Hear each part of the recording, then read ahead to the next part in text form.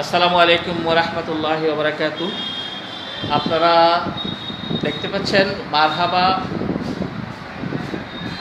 Super ফুডের একটা প্রতিবেদন। গাজীর চরের ওনার হচ্ছে হাজব্যান্ড আর আলিফ, এ হচ্ছে আলিফ।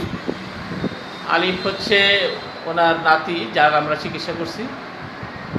আমরা মনে হয় 1.5 মাস আগে আপনার নানাকে চিকিৎসা করছিলাম, তাই না? ওনার কি সমস্যা ছিল? ব্যথা ছিল না? আচ্ছা, ব্যথার ওনার কি রকম ব্যথা ছিল? সারা শরীরে ব্যথা, উঠতে পারতো না, বসতে পারতো না। সারা শরীরে ব্যথা ছিল? হ্যাঁ। উঠতে পারতো না, বসতে পারতো না, কোনো কাজ করতে পারতো না, সারাক্ষণ শুয়ে থাকতো না?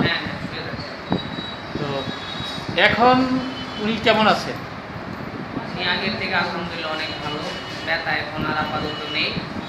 এখন উঠে বসতেও পারে, হাঁটতে পারে না, অবশ্য উঠে বসতে পারে না। আগের থেকে অনেকটা ব্যথা, আগের থেকে আলহামদুলিল্লাহ অনেক ভালো। ব্যথা চলে গেছে? কতদিন ওষুধ খাওয়ার পরে ব্যথা চলে গেছে? এই ওষুধ খাওয়ার সপ্তাহখানেক পরেই ব্যথা চলে গেছে। সপ্তাহখানেক পরে ব্যথা চলে গেছে। আপনারা দ্বিতীয়বার আবার কত 1-1.5 মাস পরে আসছেন না? হ্যাঁ, 1.5 মাস পরে আসছেন। আপনি কি ওনার সাথে ওষুধ নিজে খাইছেন? যেই ব্যথার ওষুধগুলি আমরা গ্যাস্ট্রিক, ডায়াবেটিস সবগুলির ওষুধ আমরা দিয়েছিলাম, তা আপনি কি যে ওষুধটা তৈরি করছেন, এই ওষুধটা কি আপনি নিজে খাইছেন? নিজেও খাইছি। আপনার হাজব্যান্ডকে খাওয়াইছেন এবং আপনি নিজেও খাইছেন। তো 1 সপ্তাহের ভিতরে এই আপনার আপনার হাজব্যান্ডের ব্যথাটা চলে গেছে? 1 মাসের ভিতরে আল্লাহর রহমতে আমি এটার ফলাফল পাইছি। ফলাফল পাইছেন? জি। আচ্ছা, এখন উনার হলো এটা কি পাইলসের সমস্যা? পাইলসের সমস্যা। আচ্ছা, পাইলসের এই মাত্র আমরা ওষুধ দিলাম আপনাকে, 5-6 জাতের ওষুধ দিয়ে দিলাম। হিমালয় পিংসল দিলাম, আরও অনেক জিনিস দিয়ে দিলাম।